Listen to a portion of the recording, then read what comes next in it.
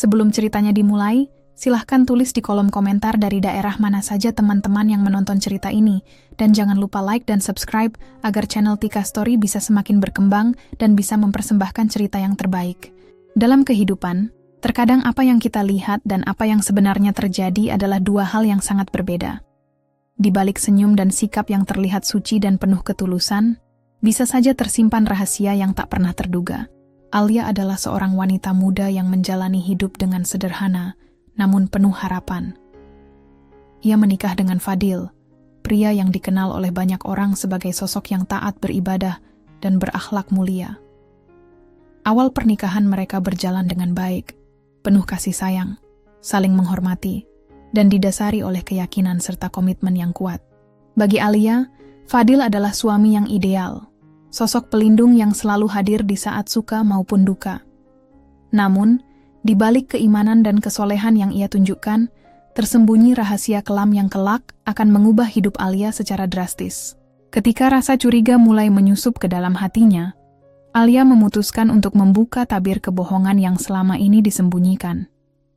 Ia tidak ingin menjadi korban, tapi wanita yang berani berdiri tegak, membela diri, dan mengambil kembali kendali atas hidupnya. Cerita ini adalah perjalanan seorang wanita yang diuji oleh pengkhianatan, yang kemudian menemukan kekuatan dan kebijaksanaan untuk bangkit, memperjuangkan keadilan, dan akhirnya meraih kebahagiaan yang sesungguhnya. Alia duduk di depan cermin, menyisir rambutnya perlahan. Senyumnya merekah tipis, mata bulatnya memandangi bayangan gaun putih sederhana yang membalut tubuhnya. Hari ini, ia resmi menjadi istri dari seorang pria yang dipuja banyak orang, Fadil Rahman. Sosok yang dikenal sebagai aktivis dakwah, imam muda yang berwibawa, dan guru ngaji di lingkungan tempat tinggal mereka. Bagi Alia, ini bukan hanya hari pernikahan. Ini hari jawaban atas doa-doa panjangnya selama bertahun-tahun. Sejak awal, Fadil selalu tampak seperti representasi kesempurnaan. Tatapannya teduh, tutur katanya lembut, dan cara ia memimpin sholat di masjid membuat banyak orang menitikkan air mata. Ia tak pernah meninggalkan sholat berjamaah, rajin mengikuti majelis ilmu, dan aktif menjadi pengurus komunitas pemuda Islam. Saat ia melamar Alia, seluruh keluarga besar Alia menyambut penuh syukur. Bahkan ayah Alia, yang sangat selektif terhadap calon suami anaknya, berkata bahwa jika Fadil tidak baik, maka tidak ada lelaki baik lainnya di dunia ini. Pernikahan mereka berlangsung sederhana di aula masjid, dihadiri oleh sanak saudara, sahabat dekat, dan beberapa jemaah. Tiada ada pesta mewah, hanya untayan doa, lantunan ayat suci, dan hidangan prasmanan dari catering rumahan. Alia tidak pernah menginginkan pesta megah, yang ia dambakan adalah rumah tangga yang sakinah, penuh rahmat dan kasih sayang, dipimpin oleh seorang imam yang takut kepada Allah. Dan hari itu, ia merasa telah mendapatkannya. Malam pertama mereka berlangsung dalam suasana hangat dan menenangkan. Fadil membacakan doa sebelum menyentuh kening Alia, seperti yang diajarkan Rasulullah. Ia lalu memimpin sholat 2 rakaat bersama, lalu berbicara tentang impian rumah tangga mereka. Aku ingin kita menjadi pasangan yang membawa cahaya. Yukab Fadil, sambil menggenggam tangan Alia. Cahaya yang tak hanya untuk rumah kita, tapi juga untuk orang-orang di sekitar. Alia hanya mengangguk pelan. Ia belum banyak bicara, masih terbawa suasana haru. Ya Pradiana, rumah ini akan menjadi surga kecil. Ia telah menyerahkan seluruh hidupnya kepada pria itu, dan ia yakin Allah tidak akan salah memilihkan takdir. Hari-hari setelahnya semakin memperkuat keyakinan Alia. Setiap subuh, Fadil membangunkannya dengan lembut, mengajaknya sholat berjamaah. Setelah sholat, mereka mengaji bersama di ruang tamu. Fadil sesekali mengoreksi bacaan Alia, bukan dengan marah, tapi dengan sabar dan penuh senyum. Siangnya, Fadil berangkat kerja sebagai dosen di sebuah kampus swasta. Malam harinya, ia mengisi kajian atau rapat komunitas. Meski sibuk, Fadil selalu menyempatkan diri untuk makan malam bersama, mendengarkan cerita-cerita kecil Alia, dan menutup malam dengan doa bersama. Alia merasa begitu dicintai. Bahkan hal-hal kecil seperti Fadil yang membereskan mukena setelah salat, atau membawakan air putih sebelum tidur, membuat Alia merasa sangat dihargai sebagai istri. Ia mencatat setiap momen itu dalam buku hariannya. Di salah satu halamannya tertulis, "Jika kesalehan memiliki wajah, maka itu adalah wajah suamiku." Ia tak tahu bahwa di balik semua kebaikan itu, sesuatu yang gelap sedang bersembunyi. Sebuah bayangan yang belum menampakkan dirinya. menunggu waktu untuk menyayat segala keyakinan yang telah ia bangun dengan iman dan cinta. Namun malam itu, di bawah sinar bulan yang lembut, Alia hanya tahu satu hal. Ia adalah istri dari seorang imam yang soleh. Dan dalam sujudnya yang panjang, ia bersyukur telah diberi anugerah sebesar ini. Ia tak tahu bahwa malam yang sama adalah awal dari ujian paling besar dalam hidupnya. Pagi itu, aroma seduhan kopi memenuhi dapur mungil mereka. Alia mengaduk pelan bubur ayam yang ia buat sendiri, sambil sesekali menatap jam dinding. Ia hafal jadwal Fadil, dan pagi ini suaminya akan mengisi kajian ba'da subuh di masjid dekat kampus. Tak lama kemudian, langkah kaki terdengar dari arah kamar mandi, disusul suara khas Fadil yang merapalkan zikir. "Buburnya wangi sekali, sayang," ujar Fadil sambil tersenyum, mengenakan baju koko putih bersih dan peci hitam. Alia membalas senyum itu, menghidangkan semangkuk bubur di meja makan. "Aku tambahkan suiran ayamnya agak banyak, soalnya kamu habis ngisi kajian pasti lapar." Fadil mengangguk penuh syukur. Istriku memang luar biasa. Bagi Alia, ucapan manis seperti itu bukan barang langka. Selama hampir 2 tahun pernikahan mereka, Fadil dikenal romantis dengan caranya sendiri. Bukan dengan bunga atau hadiah mahal, tapi dengan perhatian kecil, doa-doa lembut, dan pesan-pesan nasihat yang selalu mengingatkan akan akhirat. Hari-hari Alia diliputi ketenangan. Ia mengurus rumah, sesekali menerima pesanan kue dari tetangga, dan aktif di komunitas istri muda pengajian. Fadil memperkenalkannya sebagai istri salehah di hadapan jemaahnya. Bahkan pernah membawanya naik ke mimbar untuk berbagi kisah tentang pentingnya menjaga hati dan taat pada suami. Lingkungan mereka menganggap rumah tangga Alia dan Fadil sebagai panutan. Banyak pasangan muda menjadikan mereka contoh. Di media sosial, Fadil sering mengunggah potret kebersamaan mereka disertai caption motivasi Islami. Salah satu unggahan yang paling banyak dibagikan berbunyi, "Istri bukan sekadar pendamping, tapi separuh dari iman seorang lelaki." Tentu saja, siapa yang bisa meragukan itu? Fadil terlihat sempurna. Tapi seiring waktu, Alia mulai merasakan perubahan kecil yang perlahan tumbuh menjadi ganjalan di hatinya. Fadil semakin sering pergi malam. Ia berdalih ada rapat komunitas dakwah, ada undangan mengisi kajian keluar kota, atau bertemu dengan sesama pengurus lembaga zakat. Alia percaya. Ia percaya karena itu Fadil, lelaki yang ia pilih karena keimanannya. Namun, kecurigaan itu mulai tumbuh ketika Fadil beberapa kali pulang larut dengan alasan yang sama. Yang membuat hati Alia terusik bukan karena waktunya yang terbagi, tapi karena sikapnya mulai berubah. Ia masih bersikap manis, tapi seringkali tampak terburu-buru. Ia masih memimpin salat di rumah, tapi kadang hanya 1 rakaat lalu menyuruh Alia menyambung sendiri. Ia masih memuji masakan Alia, tapi sambil menatap ponsel dengan senyum yang tak pernah ia berikan untuk istrinya sendiri. Alia mencoba menepis semua itu. Ia mengira dirinya hanya terlalu sensitif. Ia malu dengan pikirannya sendiri. Mana mungkin Fadil, lelaki yang sujudnya lebih lama dari bicara dunia, berubah. Namun, satu peristiwa kecil membuat semuanya terasa nyata. Malam itu, saat Fadil tertidur, ponselnya berbunyi. Alia tak berniat mengintip, tapi layar yang menyala menampilkan pesan singkat dari nama yang tak dikenal. "Kamu sudah tidur? Aku masih kepikiran semalam. Peluk aku lagi nanti ya imamku." Hati Alia tercekat. Ia ingin membangunkan Fadil saat itu juga, ingin menjerit dan bertanya. Tapi tubuhnya seperti membeku. Ia hanya menatap layar ponsel itu lama, hingga akhirnya pesan itu hilang tergantikan notifikasi lainnya. Pagi harinya, ia berpura-pura seperti biasa.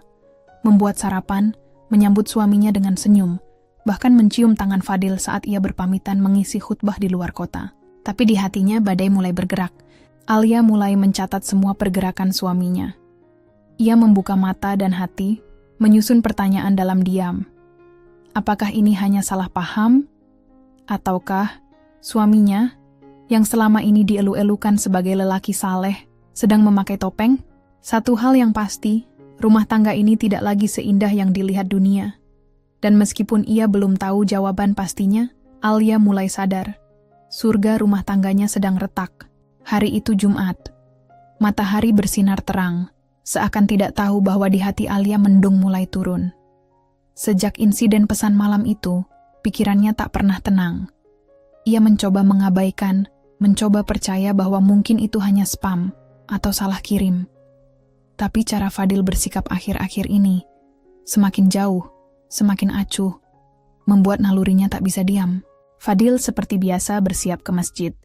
Ia menyemprotkan parfum khasnya, mengenakan baju koko putih dan sarung dengan lipatan rapi.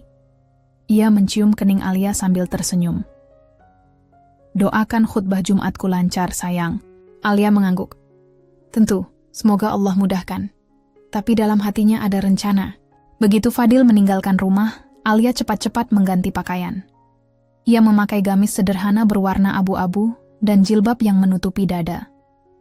Ia tahu Fadil biasanya berjalan kaki ke masjid dekat rumah, tapi hari ini suara mesin motornya terdengar melaju ke arah berlawanan. Alia buru-buru keluar, memanggil ojek online. Ia hanya memberikan petunjuk singkat. "Ikuti motor hitam plat B3427. Jangan terlalu dekat." Sopir ojek sempat menoleh curiga, tapi Alia hanya tersenyum kecil. "Saya hanya khawatir suami saya lupa sesuatu di rumah teman." Dalam hati, ia beristighfar berkali-kali. Ini bukan sesuatu yang ia banggakan, tapi ia butuh kebenaran, dan Allah tahu hatinya penuh luka. Ia ingin tahu, apakah benar lelaki yang setiap hari menuntunnya pada surga itu justru sedang membawanya ke neraka batin? Perjalanan cukup jauh. Fadil tidak menuju masjid manapun. Ia melewati jalan utama kota, masuk ke area hotel berbintang 3 di pusat kota. Alia menelan ludah saat melihat Fadil berhenti dan memarkir motornya. Tak lama, seorang wanita muda turun dari taksi, mengenakan pakaian modis dan sepatu hak tinggi. Wanita itu menyentuh lengan Fadil dengan akrab, bahkan sebelum mereka masuk ke lobi hotel. Fadil tak menepis. Bahkan mereka tertawa kecil sebelum menghilang di balik pintu berputar. Seketika dunia Alia runtuh. Suara azan dari masjid yang jauh hanya terdengar seperti gema sisa keyakinan yang dulu ia pegang erat. Ia tak bisa bergerak, pandangannya kabur. Suaminya, yang dielu-elukan sebagai imam muda, dai muda penggerak dakwah, suaminya yang dikenal masyarakat sebagai teladan, ternyata membohonginya. Dan lebih dari itu, membohongi nama Allah yang selalu ia bawa dalam tiap ucapannya. Alia tak langsung mengejar. Ia tidak berlari sambil berteriak atau melabrak wanita itu. Ia pulang dengan wajah beku, menahan tangis yang sudah menyesakkan dada. Sesampainya di rumah, ia mengunci diri di kamar. Ia menangis sejadi-jadinya, sujud lama sekali, memohon petunjuk. Dadanya sesak oleh kecewa. Tapi di tengah air matanya, ada satu rasa baru yang perlahan muncul. Tekad. Ia bangkit dari sujudnya dengan wajah basah. "Jika ini jalan darimu, ya Allah, tunjukkan kebenaran seluruhnya. Aku tidak akan diam." Malam itu, saat Fadil pulang dan mencium pipinya sambil bertanya, "Makan malam apa hari ini?" Alia hanya tersenyum kecil dan menjawab, "Nanti aku siapkan imamku." Tapi di hatinya, ia tahu. Hari ini bukan lagi tentang makanan. Ini tentang persiapan panjang menuju perang yang akan menentukan harga dirinya sebagai istri dan wanita. Ia membuka catatan, mulai menyusun daftar aset, mengecek rekening, mengingat percakapan-percakapan kecil selama pernikahan mereka. Ia tahu Fadil telah menulis rumah atas nama mereka berdua. Ia tahu sebagian usaha catering yang dibuka atas nama Alia, walau ide dari Fadil, ternyata mulai menghasilkan. Alia pun mulai membuat jaringan diam-diam. Ia berkonsultasi dengan pengacara yang pernah menjadi klien kue ulang tahun anaknya. Ia mulai membaca ulang hukum pernikahan dan perdata. Ia tidak ingin melabrak. Ia ingin meruntuhkan dengan cara elegan. Jika Fadil bisa berakting sebagai suami teladan, maka ia pun bisa berakting sebagai istri polos sampai saat yang tepat datang. Dalam hati ia mengucap satu kalimat. "Jika kamu menipuku di balik nama Allah, maka aku akan menelanjangimu di hadapan kebenarannya." Alia bukan wanita bodoh. Meskipun selama ini ia memilih untuk diam, bukan berarti ia tidak tahu bagaimana membaca situasi. Ia dibesarkan dalam keluarga sederhana, namun penuh prinsip. Ayahnya seorang guru agama, ibunya ibu rumah tangga yang tangguh. Dari merekalah Alia belajar bahwa menjadi lemah lembut tidak sama dengan lemah, dan menjadi sabar bukan berarti pasrah. Malam demi malam ia lalui dengan dada berat, namun matanya tidak lagi sembab. air mata telah berubah menjadi bahan bakar yang memperkuat tekadnya. Sejak Jumat kelam itu, Alia bertekad tidak akan membiarkan dirinya menjadi korban tanpa perlawanan. Fadil masih bersikap seperti biasa. Ia tetap memimpin doa, mengimami salat maghrib berjamaah mereka, bahkan terkadang menyampaikan tausiah kecil selepas Isya. Semuanya tampak sempurna. Tapi di balik senyum dan suaranya yang lembut, Alia tahu, semua itu hanya topeng. Ia mulai mencatat pergerakan suaminya. Setiap Jumat, ia tak pernah langsung ke masjid. Setiap kali ada acara dakwah luar kota, Fadil selalu membawa koper yang lebih besar dari yang dibutuhkan. Bahkan pernah sekali, Alia menemukan bon hotel di saku celananya. Tertulis 2 nama tamu di sana, dan jelas bukan kamar untuk 1 orang. Ia tidak menghadapi semuanya sendirian. Diam-diam, ia berkonsultasi dengan sahabat lamanya, Nisa, yang kini menjadi pengacara. Pertemuan mereka dilakukan dengan hati-hati. Alia memilih tempat yang jauh dari keramaian, dan tidak pernah lewat komunikasi digital yang bisa dilacak. Nisa menatap Alia penuh keprihatinan. "Kau yakin ingin melawan? Ini bukan perkara kecil, Li. Ini bisa panjang dan melelahkan, apalagi dia tokoh publik." Alia mengangguk mantap. "Aku tidak akan diam. Ini bukan soal sakit hati semata. Ini soal harga diri. Soal bagaimana seorang lelaki menyalahgunakan nama Allah untuk menutupi aibnya sendiri." Nisa mendukung sepenuhnya. Mereka mulai mengumpulkan data. Bukti-bukti disimpan dengan rapi, mulai dari foto, rekaman, sampai salinan transaksi keuangan. Alia juga diam-diam mencatat struktur kepemilikan aset mereka, rumah, mobil, usaha catering, bahkan perhiasan. Namun bukan hanya itu, Alia juga mulai mengubah arah hidupnya. Ia menghidupkan kembali passion lamanya, membuat kue dan dessert. Ia membuka akun Instagram khusus untuk menjual karya-karya tangannya, dan ternyata banyak pelanggan baru yang menyukai hasil buatannya. Ia bangun lebih pagi, tidur lebih malam.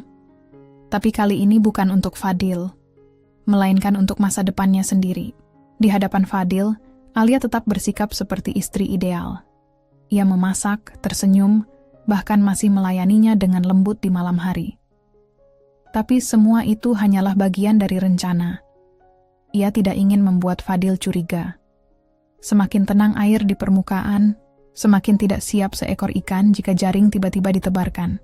Suatu hari, Fadil membawa kabar bahwa ia akan melakukan perjalanan dakwah 3 hari 2 malam keluar kota. Seperti biasa, ia mencium kening Alia dan berpesan agar mendoakannya. Alia tersenyum manis. "Tentu, imamku. Semoga Allah menjaga langkahmu." Begitu Fadil pergi, Alia langsung menghubungi Nisa. "Ini saatnya. Aku ingin tahu kemana sebenarnya dia pergi." Dengan bantuan seorang kenalan Nisa yang bekerja di hotel besar, mereka bisa melacak keberadaan Fadil. Dan benar saja, nama Fadil tercatat di Hotel Bintang 4, di kota berbeda dari yang ia sebutkan. Bersama seorang wanita bernama Anita. Wanita yang sama yang dilihat Alia waktu itu di lobi hotel. Hatinya perih, namun tidak lagi remuk. Ia sudah tahu, dan kini hanya menguatkan diri.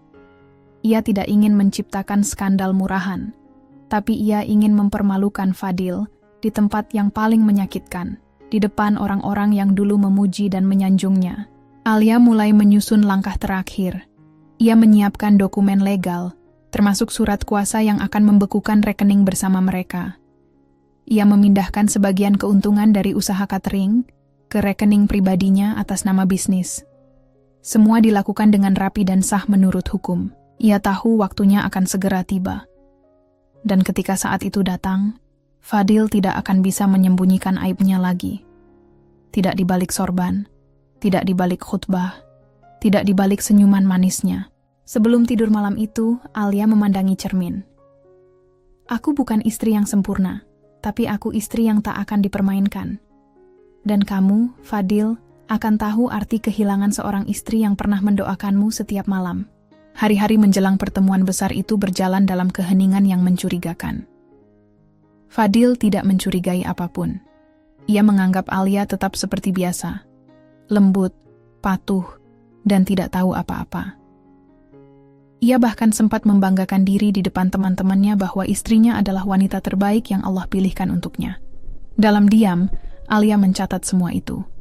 Ia tahu, orang yang paling berisik menyebut dirinya saleh biasanya menyimpan bangkai paling busuk. Bismillah, gumam Alia suatu pagi, membuka laptopnya. Ia mengecek kembali berkas-berkas yang telah ia siapkan bersama Nisa. Laporan pengacakan aset, dokumen rumah, surat kuasa pengalihan kepemilikan usaha, hingga salinan bukti pengkhianatan Fadil. Foto saat keluar masuk hotel, catatan transaksi, rekaman suara, bahkan screenshot pesan-pesan mesra dengan si wanita. Rencana Alia bukan sekadar balas dendam. Ia ingin mempermalukan Fadil dengan cara yang paling elegan. Bukan dengan teriakan, bukan dengan drama, melainkan dengan fakta yang telak, sah di mata hukum, dan tak terbantahkan. Ia ingin semua orang melihat siapa Fadil yang sebenarnya, tanpa harus mencoreng wajahnya sendiri. Fadil baru saja kembali dari perjalanan dakwahnya, dan tampak sangat puas. Ia membawakan Alia sebuah mukena baru berwarna putih gading, katanya dibeli dari Madura. Alia tersenyum, mengucapkan terima kasih seperti biasa, lalu menyimpan mukena itu di lemari paling dalam. Bukan karena benci, tapi karena terlalu ironis jika mukena itu digunakan untuk berdoa di atas air mata pengkhianatan. Hari Jumat kembali datang. Fadil bersiap-siap ke masjid dengan parfum khasnya, mengenakan gamis putih dan peci hitam. Tapi hari itu berbeda. Alia tidak mengikutinya secara diam-diam, seperti pertama kali. Ia sudah tahu arah yang akan ditempuh Fadil. Hotel yang sama, wanita yang sama, dosa yang sama. Yang berbeda adalah dirinya sendiri. Siang itu, saat Fadil masih berada di masjid, Alia menemui seseorang yang sangat berpengaruh. Ustaz Ahmad, salah satu tokoh agama yang sering mengundang Fadil untuk ceramah. Mereka bertemu di sebuah kantor yayasan. Alia membawa bukti yang telah disusun rapi dalam map biru. "Maaf, Ustaz," katanya pelan. "Saya tahu ini mengejutkan, tapi saya tidak bisa diam lagi. Saya tidak ingin menjadi bagian dari kemunafikan ini." Ustaz Ahmad membuka map itu perlahan, membaca dan melihat satu persatu bukti-bukti tersebut. Wajahnya mengeras. "Astagfirullah," lirihnya. "Saya tidak ingin menyebarkannya ke publik," kata Alia lagi. Matanya tenang. "Tapi saya ingin Ustaz tahu siapa yang selama ini Ustaz percayakan mimbar dakwah itu." Ustaz Ahmad berjanji akan memanggil Fadil dalam waktu dekat. "Jangan khawatir, Bu Alia. Allah tidak tidur. Kebenaran selalu menemukan jalannya." Alia pulang dengan langkah ringan. Ini bukan balas dendam, ini pengembalian marwah. Ia tak ingin lagi ada perempuan yang tertipu oleh topeng kesalehan. Ia tak ingin suaminya terus bersandar di atas kehormatan palsu, sementara batinnya adalah kubangan dosa. Sesampainya di rumah, Alia membuka ruang penyimpanan. Ia mengambil kotak kayu kecil peninggalan almarhum ayahnya. Di dalamnya, terdapat surat wasiat yang menyatakan bahwa rumah tempat mereka tinggal adalah warisan untuk Alia pribadi, bukan aset bersama. Surat itu kini sudah dilegalisasi oleh notaris berkat bantuan Nisa. Malamnya, Fadil kembali dengan wajah berseri. "Alhamdulillah, khutbah hari ini ramai. Banyak jamaah terharu." Alia menahan senyum getir. "Subhanallah," jawabnya pelan. "Kapan kamu diundang ceramah lagi?" "Besok malam, di Yayasan Ustaz Ahmad." Alia mengangguk. "Semoga lancar ya." Hatinya sudah mantap. Setelah pertemuan itu, semuanya akan berubah. Ia telah memindahkan aset bisnis catering ke bawah naungan PT baru, atas namanya sendiri. Rekening bersama telah dibekukan, surat gugatan cerai telah diketik dan hanya tinggal ditandatangani. Rumah ini, bisnis ini, semuanya kini aman dalam genggamannya. Di dalam kamar, Alia berdiri di depan cermin. "Sudah cukup aku sabar," bisiknya. "Sekarang waktunya aku memilih diriku sendiri." Ia tidak tahu bagaimana reaksi Fadil nanti, tapi ia tak peduli. Karena bagi Alia, pertarungan ini bukan soal membalas rasa sakit, tapi soal menyelamatkan martabat, dan membuktikan bahwa seorang wanita yang ditindas dalam diam bisa bangkit dalam senyap. Malam itu, langit tampak mendung. Angin berhembus lembut seolah menjadi pertanda bahwa sesuatu besar akan terjadi. Di ruang pertemuan utama Yayasan Nurul Hidayah, suasana biasanya hangat dan penuh tawa akrab para dai yang datang untuk berdiskusi dan berbagi agenda dakwah. Namun malam ini berbeda. Udara terasa lebih berat. Para ustaz dan pengurus yayasan duduk berjejer dengan wajah serius. Di ujung meja, duduk Ustaz Ahmad, menunduk dengan tangan saling bertaut. Pintu terbuka. Fadil masuk dengan percaya diri, mengenakan gamis bersih dan senyum yang dipoles sempurna. Ia menyapa satu persatu dengan kalimat-kalimat penuh adab. Assalamualaikum warahmatullah. Suaranya lantang dan penuh wibawa. Tapi tak satu pun dari mereka menjawab dengan semangat seperti biasanya. Beberapa hanya mengangguk, yang lain malah pura-pura menatap berkas. Fadil agak canggung, namun tetap duduk seperti biasa. Ia tidak tahu bahwa malam ini bukanlah untuk membahas program dakwah, melainkan untuk membongkar wajah asli yang selama ini ia sembunyikan. Tak lama, Ustaz Ahmad menghela napas panjang dan membuka pertemuan. Fadil, katanya datar. Malam ini kami mengundangmu bukan untuk membahas ceramah pekan depan. Kami ingin membicarakan sesuatu yang sangat serius. Fadil tertawa kecil. Wah, saya merasa seperti terdakwa nih Ustaz. Ada apa ya? Benar, kau sedang diadili. Bukan oleh kami, tapi oleh kebenaran.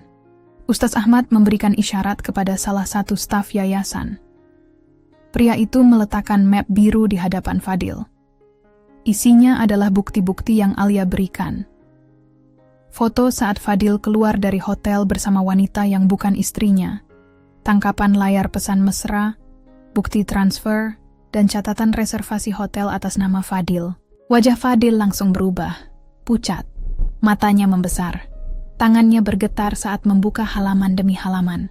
Seluruh isi ruangan menatapnya tajam, tak ada yang bersuara, diam yang menghukum lebih pedih daripada kata-kata. Apa ini? Dari mana? Siapa? Gumamnya tak karuan. Dari istrimu. Alia, jawab Ustaz Ahmad tegas. Wanita yang selama ini kau bawa ke pengajian, yang kau puji-puji di mimbar. Wanita yang kau jadikan simbol istri salihah, sementara kau sendiri menjilat ludah sendiri dengan dosa tersembunyi. Fadil menunduk. Saya bisa jelaskan ini. Tidak perlu. Penjelasanmu tidak diperlukan di sini. Potong Ustaz Rahman yang duduk di sebelah Ustaz Ahmad. Kami tidak butuh retorika. Kami butuh kejujuran, dan kau telah kehilangannya. Pertemuan itu berlangsung hampir 2 jam. Fadil tak banyak bicara. Beberapa kali ia mencoba membela diri, menyebut godaan setan, khilaf, dan tekanan batin. Tapi semua terdengar seperti pembelaan klise dari seorang pria yang sudah ketahuan mencuri, tapi tetap menyangkal sambil menggenggam barang curian. Ketika pertemuan berakhir, keputusan sudah bulat. Nama Fadil akan dicabut dari daftar pembicara tetap yayasan. Ia tidak akan diundang lagi ke forum-forum dakwah, hingga waktu yang tak ditentukan. Reputasinya remuk. Topeng kesalehannya jatuh di hadapan orang-orang yang selama ini memujanya. Malam itu Fadil pulang dengan wajah kusut. Pikirannya kalut, tangannya gemetar saat membuka pintu rumah. Ia menemukan Alia sedang duduk di ruang tamu, mengenakan gamis sederhana dan mukena putih pemberiannya dulu. Di meja ada 2 cangkir teh yang masih mengepul. Kau sudah pulang? Tanya Alia tenang. Fadil hanya mengangguk. Ia tahu semuanya sudah hancur. Bagaimana pertemuannya? Alia tersenyum samar. Fadil menunduk. Kau yang melaporkanku? Bukan melapor. Aku hanya menyampaikan kebenaran. Dan bukankah dalam Islam, menyampaikan kebenaran itu bagian dari amar ma'ruf nahi mungkar? Alia berdiri, lalu mengambil map merah dari lemari. Ini, katanya sambil menyerahkan map itu. Surat gugatan cerai. Sudah aku tanda tangani. Kamu tinggal tanda tangan dan mengembalikan semuanya. Fadil tercekat. Alia, jangan begini. Kita masih bisa memperbaiki semuanya. Alia tersenyum pahit. Tidak ada yang perlu diperbaiki, Fadil. Kau memilih jalanmu sendiri. Dan aku hanya menyesuaikan arah. Fadil terdiam. Ia ingin menangis, marah, menjerit, tapi tak satu pun emosi itu keluar. Yang tinggal hanya hampa. Sementara itu, Alia melangkah ringan ke kamarnya. Ia tahu, ini baru permulaan dari kemerdekaannya. Tapi setidaknya, langkah pertamanya telah berhasil. Alia duduk di meja kerja di dalam kamar yang dulu ia huni bersama Fadil. Malam itu ia tidak menangis, tidak pula meratap. Di hadapannya terbentang laptop dengan berkas-berkas keuangan, sertifikat rumah, akta perusahaan kecil yang selama ini mereka bangun bersama, dan dokumen penting lainnya. Ini bukan malam untuk bersedih, ini malam untuk bertindak. Selama ini Fadil yang mengelola keuangan keluarga, terutama bisnis kecil mereka di bidang fashion muslim. Alia memang tak banyak ikut campur dalam pengelolaan teknis, namun sejak beberapa bulan terakhir ia mulai merasa ada yang janggal. Banyak pengeluaran tidak masuk akal, transfer misterius, dana yang menguap tanpa laporan. Ia mulai menelusuri semua itu diam-diam. Berkat latar belakang pendidikannya di bidang manajemen, ia mampu menelusuri jejak digital dengan cermat. Ia juga punya sahabat lama yang bekerja sebagai notaris dan pengacara. Dengan bantuan sahabatnya itu, Alia menyusun strategi hukum yang kokoh. Ia pastikan bahwa aset yang selama ini dibeli bersama akan kembali kepadanya. Karena sebagian besar dari modal awal berasal dari tabungan pribadinya sebelum menikah. Alia, kamu benar-benar yakin ingin membawa ini ke pengadilan sepenuhnya? Tanya Nisa, sahabat sekaligus pengacaranya. Alia mengangguk mantap. Dia bukan cuma mengkhianati aku sebagai istri, tapi juga memanfaatkan kepercayaan yang kuberikan sebagai rekan hidup dan rekan usaha. Kalau aku diam, dia akan terus merasa benar. Nisa menarik napas panjang. Baiklah, aku sudah siapkan surat permintaan pemblokiran terhadap 2 aset yang nilainya paling besar, rumah dan toko. Sementara itu, kendaraan pribadi dan saldo bisnis akan kita tahan selama proses sidang. Alia tahu langkah ini tidak akan mudah, tapi ia juga tahu bahwa hidupnya tidak akan lebih baik jika ia terus berada di bawah bayang-bayang pria yang pandai bersilat lidah atas nama agama, tapi hatinya penuh dosa. Keesokan harinya, kabar perpisahan mereka mulai menyebar. Sebagian besar orang terkejut, tak sedikit pula yang langsung menyudutkan Alia. Astagfirullah, kenapa kamu berani-beraninya minta cerai dari suami sebaik Fadil? Tanya seorang ibu pengajian saat Alia datang ke acara taklim seperti biasa. Alia menatap lembut. Bu, apa ibu tahu sebaik apa dia selama ini? Karena kadang, yang terlihat baik di luar, belum tentu baik di dalam rumah tangga. Ibu itu terdiam, lalu buru-buru menunduk. Komentar miring tak berhenti datang. Ada yang menyindir, ada yang menyayangkan, bahkan ada yang menganggap Alia telah melawan kodrat sebagai istri. Namun Alia tidak goyah. Satu malam, ketika sedang membereskan kamar, ia menemukan selembar foto lama dalam kotak perhiasan, foto pernikahannya dengan Fadil. Ia terlihat begitu bahagia di dalam foto itu.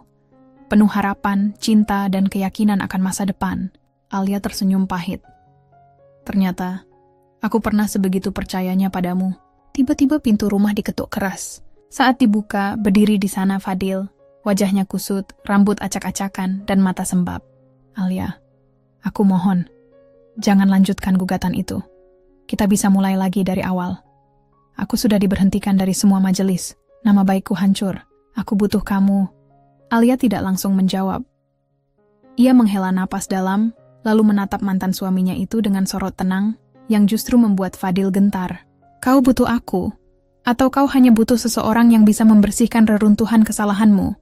Fadil, aku bukan obat penyesalanmu. Fadil memelas. Aku menyesal Alia, sungguh. Penyesalan yang muncul setelah ketahuan bukanlah tobat. Itu hanya rasa malu. Alia menutup pintu perlahan. Ia tidak membanting, tidak berteriak, tidak juga marah. Ia hanya menunjukkan bahwa harga dirinya lebih tinggi dari rasa kasihan. Dalam waktu 2 minggu, proses hukum berjalan lancar. Berkat dokumen lengkap dan bukti kuat, aset-aset bersama yang awalnya dikuasai Fadil akhirnya berpindah kepada Alia. Bisnis yang mereka bangun sejak nol kini resmi menjadi milik Alia sepenuhnya. Rumah, toko, dan kendaraan resmi atas namanya. Fadil. Ia kehilangan segalanya dalam waktu yang sangat singkat.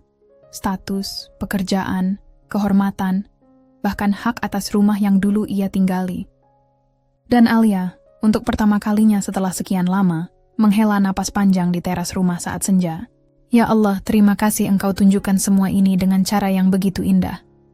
Aku tahu, aku tidak sendiri. Dan aku tidak akan pernah hancur hanya karena satu pria tak setia. Langkah Alia belum selesai. Tapi hari itu, ia sudah berhasil menjaga asetnya. Dan yang lebih penting, menjaga martabatnya sebagai wanita yang kuat, bijak, dan bermartabat. Hari-hari pertama setelah resmi bercerai, Alia merasa sepi.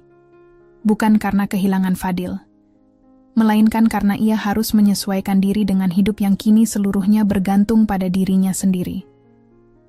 Dulu, walaupun Fadil sering pulang larut dan perlahan menjauh, rumah ini tetap terasa dihuni. Kini, keheningan itu lebih kentara. Tapi di balik sunyi itu, ada ruang luas untuk tumbuh. Alia tidak tinggal diam. Ia membenahi toko busana muslim yang selama ini ia kelola bersama Fadil. Nama toko diganti, konsepnya diperbarui, dan semua promosi dilakukan ulang dengan pendekatan yang lebih segar dan modern. Ia bahkan mulai belajar strategi pemasaran digital, membuka akun media sosial baru, dan menyewa fotografer profesional untuk mengabadikan produk-produknya. Di balik layar, Alia bekerja nyaris tanpa henti. Siang malam, ia mempelajari tren pasar, membuat konten, menyusun laporan, dan mengatur ulang manajemen keuangan. Kali ini, ia tidak ingin menyerahkan tanggung jawab penting kepada siapapun. Bukan karena tidak percaya, tapi karena ia ingin membuktikan pada dirinya sendiri bahwa ia mampu. Bu Alia luar biasa, ujar salah satu karyawan barunya, Tika, suatu hari saat lembur di toko. Saya kira habis cerai Bu Alia bakal istirahat lama, tapi ternyata makin sibuk. Alia tersenyum. Istirahat boleh, tapi jangan lama-lama. Kalau kita berhenti bergerak, nanti dunia jalan duluan.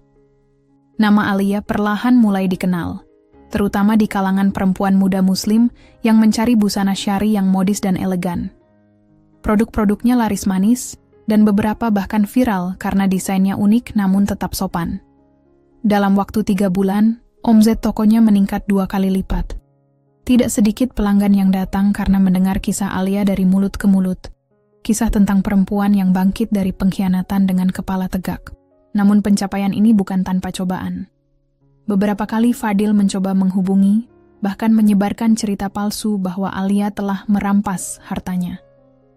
Ia memutarbalikkan fakta, menyebarkan narasi seolah-olah Alia adalah istri yang durhaka dan haus harta. Suatu malam, Alia mendapat telepon dari ibunya Fadil, Ibu Nur. Suara perempuan paruh baya itu terdengar lirih di ujung sana. Alia, Ibu minta maaf. Ibu dulu percaya sama Fadil sepenuhnya. Ibu nggak tahu kalau anak ibu setega itu. Alia terdiam. Tidak pernah ia bayangkan Ibu Nur yang selama ini dingin padanya, kini menghubungi sendiri. Bu, saya tidak menaruh dendam, tapi saya juga tidak akan kembali ke masa lalu. Ibu cuma ingin bilang, kalau kamu butuh sesuatu, rumah ibu selalu terbuka. Alia terharu, tapi ia tahu hidupnya kini bukan lagi tentang kembali, tapi tentang berjalan ke depan. Ia tidak akan membalas keburukan dengan kebencian, tapi ia juga tidak akan membiarkan siapapun lagi mengambil hak dan harga dirinya. Satu persatu, hal-hal baik datang dalam hidup Alia. Ia diundang menjadi pembicara dalam seminar wanita mandiri. Banyak perempuan datang padanya untuk meminta nasihat. Ia bukan hanya seorang pengusaha kini, tapi juga simbol keteguhan dan kemandirian. Suatu sore setelah menutup toko, Alia berdiri di depan kaca etalase. Ia menatap pantulan dirinya. Seorang wanita anggun berhijab, berdiri tegap, dengan senyum tenang di wajahnya. Dahulu, ia selalu bertanya-tanya, mengapa Allah memberinya cobaan seberat ini? Namun sekarang ia tahu jawabannya. Allah tidak sedang menghukumnya, Allah sedang menyelamatkannya. Menyelamatkan dari kebohongan, dari hidup semu yang dikira kebahagiaan, dari lelaki yang hanya menyamar di balik jubah kesalehan. Dan lebih dari itu, Allah sedang menunjukkan padanya bahwa kekuatan terbesar seorang perempuan bukan berasal dari orang lain, tapi dari keyakinannya sendiri. Terima kasih, ya Rabb, bisiknya pelan. Engkau cabut satu cinta palsu untuk memberiku cinta yang lebih besar darimu. Cinta terhadap diriku sendiri dan cinta terhadap hidup yang engkau berkahi. Malam itu, ia menutup hari dengan sujud panjang. Air matanya mengalir, bukan karena luka, tapi karena syukur. Ia tidak tahu apa yang menantinya esok hari. Tapi satu hal yang pasti, ia tidak akan pernah kembali menjadi Alia yang dulu. Ia kini adalah Alia yang telah melihat kebenaran, dan takkan pernah menutup matanya lagi. Matahari baru saja tenggelam ketika Alia menerima pesan singkat dari sahabatnya Rani. Isinya singkat, namun membuat hatinya berdebar tak karuan. "Alia, kamu lihat berita online hari ini? Ada kabar miring soal kamu dan Fadil. Waspada ya." Alia segera membuka link yang dikirimkan. Judul berita itu mengagetkannya. Istri durhaka hancurkan kehidupan suami soleh, diduga ada perselingkuhan di balik perceraian. Artikel itu menyudutkan Alia dengan tuduhan bahwa ia adalah wanita yang haus harta, memanfaatkan kedudukan suaminya, bahkan menuduhnya berselingkuh dengan pria lain. Semua kata-kata itu sengaja dipilih untuk mempermalukan Alia di mata publik dan memperkuat citra Fadil sebagai korban. Alia menghela napas dalam-dalam. Ini bukan serangan pertama, tapi ini adalah serangan paling terbuka dan kejam. "Kenapa Fadil sampai sejauh ini?" gumamnya. "Apa dia tidak sadar bahwa yang dia hancurkan bukan hanya aku, tapi juga dirinya sendiri?" Rani yang datang beberapa saat kemudian langsung membawa berkas dan data pendukung. "Aku sudah siapkan bukti-bukti untuk klarifikasi dan tuntutan hukum atas pencemaran nama baik.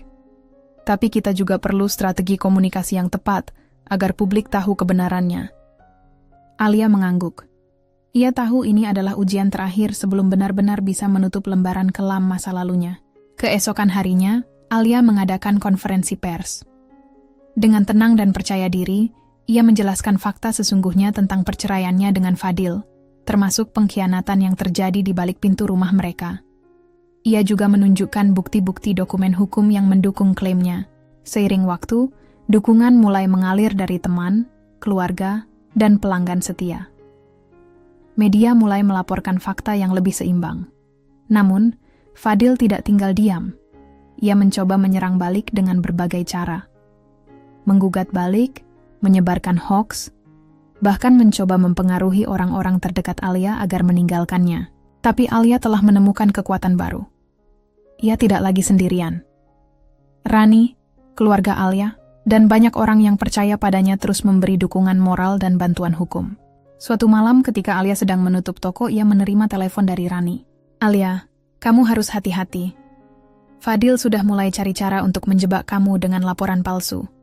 Kita perlu waspada dan tetap solid." Alia menatap keluar jendela toko yang mulai gelap. Ia tahu bahwa perjuangan belum usai. Namun ia juga tahu, jika ia menyerah sekarang, semua pengorbanan akan sia-sia.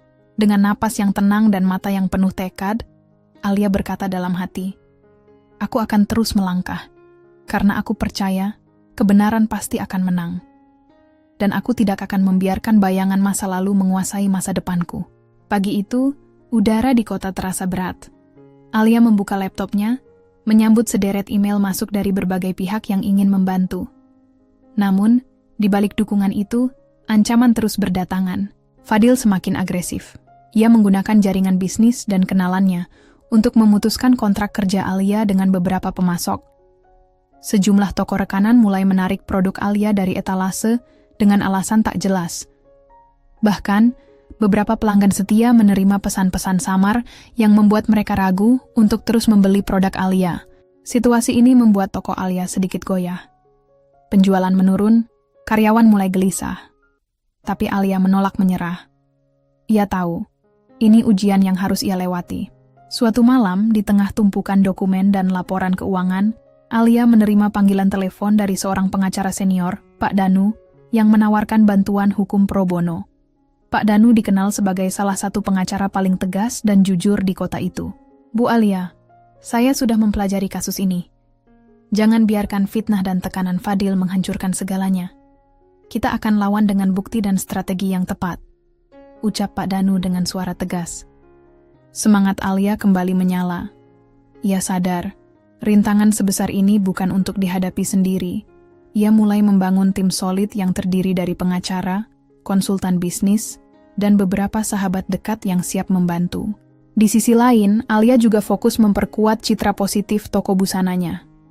Ia mengadakan acara peluncuran koleksi terbaru yang bertema Kekuatan Perempuan Mandiri. Acara itu menarik perhatian banyak media dan influencer. Pesan Alia yang tegas tapi lembut mengenai kemandirian dan integritas membuat banyak perempuan terinspirasi. Namun Fadil tidak tinggal diam. Ia mengirim surat somasi kepada Alia, menuntut agar ia segera menghentikan segala bentuk usaha dan klaim terhadap aset bersama. Surat itu disertai dengan ancaman hukum yang menakutkan. Alia membalas dengan tenang. Ia tahu apa yang ia lakukan sudah sesuai aturan hukum dan moral. Ia percaya pada proses dan keadilan. Beberapa malam, Alia sering termenung di balkon rumahnya. Ia teringat masa lalu saat ia masih percaya sepenuhnya pada suaminya. Namun kini, ia memandang masa depan dengan mata yang berbeda.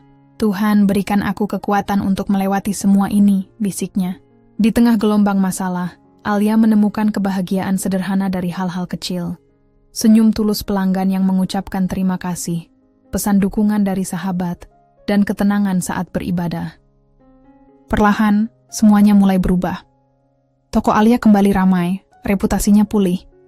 Meski jalan di depan masih penuh liku, Alia yakin bahwa dengan keyakinan dan usaha, ia bisa meraih kemenangan.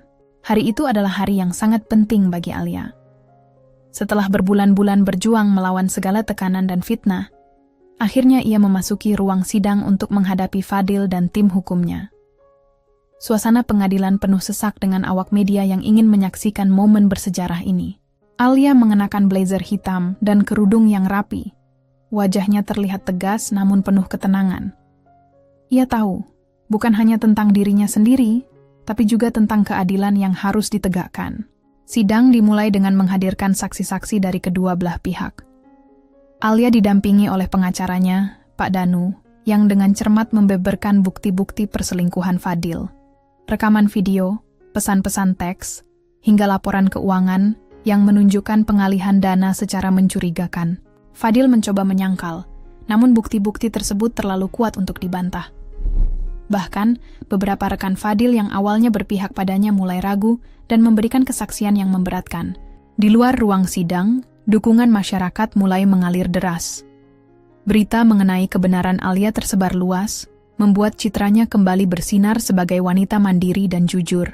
Setelah berjam-jam sidang yang melelahkan, akhirnya hakim memutuskan untuk menerima gugatan Alia dan memerintahkan Fadil untuk mengembalikan aset yang selama ini disembunyikan. Saat hakim mengetuk palu, suasana di ruang sidang menjadi hening, kemudian pecah dengan tepuk tangan dari para pendukung Alia. Air mata haru menetes dari mata Alia. Semua perjuangan dan pengorbanannya akhirnya membuahkan hasil. Setelah sidang, Alia berjalan keluar dengan kepala tegak. Ia bertemu dengan Rani yang langsung memeluknya erat. "Kamu hebat, Alia. Aku bangga padamu," ujar Nisa dengan suara penuh haru. Alia tersenyum. "Ini bukan tentang aku, Nisa. Ini tentang keadilan dan keberanian untuk berdiri di atas kebenaran." Kemenangan di pengadilan bukanlah akhir, tapi awal dari hidup baru Alia. Ia kembali fokus mengembangkan bisnisnya, memperbaiki hubungan dengan keluarga dan sahabat, serta lebih mendekatkan diri pada Tuhan. Ia juga memutuskan untuk berbagi pengalamannya dengan perempuan lain melalui seminar dan pelatihan kewirausahaan. Alia ingin menjadi inspirasi bahwa apapun yang terjadi, perempuan harus tetap kuat dan mandiri. Di sisi lain, Fadil yang kehilangan segalanya mulai merasakan pahitnya akibat perbuatannya. Ia harus menghadapi konsekuensi dari semua kebohongan dan pengkhianatan yang pernah dilakukannya. Alia tidak pernah berniat membalas dengan kebencian, melainkan ingin mengakhiri bab lama dalam hidupnya dengan damai dan penuh kebijaksanaan. Malam itu, di rumah barunya yang sederhana namun penuh kenyamanan, Alia duduk di teras sambil menatap bintang.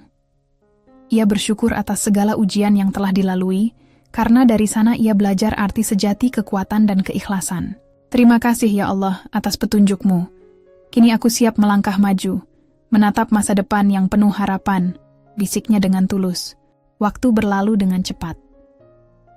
Setelah kemenangan di pengadilan, hidup Alia mulai menata diri kembali.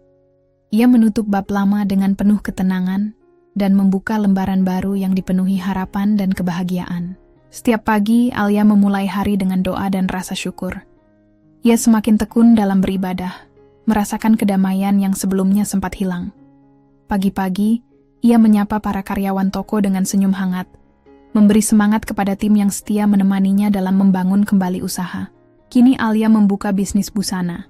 Bisnis busana Alia pun berkembang pesat. Koleksi-koleksi baru dengan tema pemberdayaan perempuan banyak diminati, tak hanya dari dalam kota, tapi juga dari luar daerah. Alia mulai membuka cabang baru dan menjalin kerjasama dengan beberapa komunitas wanita. Ia ingin tidak hanya sukses secara bisnis, tapi juga memberi dampak positif bagi banyak orang. Selain sibuk dengan bisnis, Alia juga mulai aktif di berbagai kegiatan sosial. Ia menjadi pembicara dalam seminar kewirausahaan dan pemberdayaan perempuan. Banyak wanita muda yang terinspirasi oleh kisah hidupnya, bahwa dari luka dan penderitaan pun bisa lahir kekuatan dan keberanian untuk bangkit. Suatu sore, saat Alia sedang menikmati teh di taman kota, ia bertemu dengan seorang pria bernama Arif, seorang pengusaha yang juga aktif dalam kegiatan sosial. Perlahan, kedekatan mereka tumbuh dengan alami tanpa paksaan. Arif adalah sosok yang rendah hati dan penuh pengertian. Berbeda dengan masa lalu Alia yang penuh luka, Alia merasa nyaman dan bahagia. Ia belajar membuka hati kembali, mempercayai cinta yang baru tanpa rasa takut. Semua yang terjadi telah mengajarkanku banyak hal, ujar Alia pada dirinya sendiri. Bahwa kebahagiaan bukan hanya tentang menemukan seseorang, tapi juga tentang menemukan kedamaian dalam diri sendiri. Di malam yang hening, Alia menatap langit penuh bintang dari jendela kamarnya. Ia memejamkan mata dan berdoa, "Ya Allah, terima kasih atas segala rahmat dan ujian yang Engkau berikan. Aku mohon terus bimbing aku agar selalu menjadi wanita yang sabar, kuat, dan penuh syukur." Rasa damai mengalir di hatinya. Meski perjalanan hidup tidak selalu mudah, Alia yakin bahwa dengan iman dan usaha, ia bisa melewati segala tantangan. Kisahnya bukan hanya tentang pengkhianatan dan balas dendam, tetapi tentang sebuah perjalanan menuju kebahagiaan yang sejati.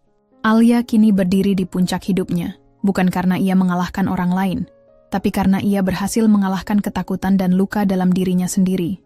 Kisah Alia mengajarkan kita bahwa tidak ada yang sempurna di dunia ini. Manusia bisa berbuat salah, termasuk orang yang kita cintai.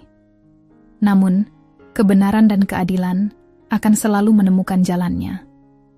Dalam menghadapi cobaan hidup, yang terpenting adalah kita tidak menyerah dan terus berjuang dengan hati yang ikhlas. Balas dendam yang paling indah bukanlah dengan kebencian, tapi dengan membangun diri menjadi pribadi yang lebih baik dan penuh keberkahan. Dan bagi siapapun yang sedang menghadapi ujian serupa, ingatlah, Allah selalu bersama orang-orang yang sabar dan tidak meninggalkan keimanan.